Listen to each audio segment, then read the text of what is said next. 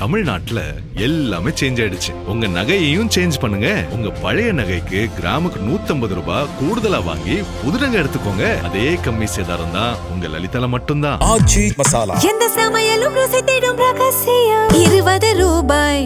ஹாலிடேஸ்னாலே அது நம்ம ஜிடி ஹாலிடேஸ் தான். GT Holidays, South India's #1 travel brand. You know you are special when you're with GT Holidays.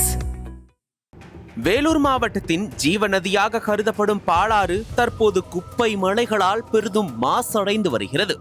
Vellore மாநகராட்சிக்குட்பட்ட பகுதிகளில் இருந்து சேகரிக்கப்படும் குப்பைகள் சத்துவாச்சாரி பகுதியில் உள்ள பாலாற்றங்கரையோர திடக்கழிவு மேலாண்மை மையத்தில் கொட்டப்படுகின்றன. இங்கு 100% தரம் பிரிக்காமல் பல ஆண்டுகளாக குப்பைகள் தேக்கி வைக்கப்படுவதால் மலை போன்ற பெரும் குவியல்கள் உருவாகியுள்ளன.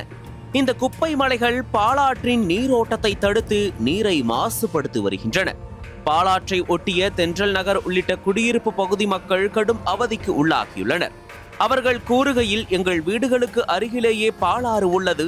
பல ஆண்டுகளாக தேங்கியுள்ள குப்பையிலிருந்து வீசும் துர்நாற்றம், தினசரி தீ வைத்து எரிக்கப்படும் போது வெளியாகும் நச்சு புகை ஆகியவற்றால் சுவாசிக்க முடியவில்லை.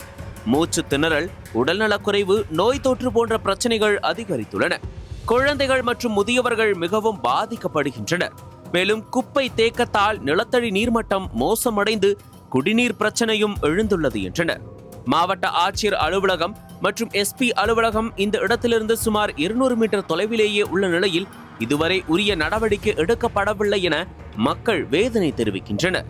பலமுறை மாநகராட்சிக்கும் மாவட்ட நிர்வாகத்துக்கும் மனு அளித்தும் எந்த தீர்வும் கிடைக்கவில்லை.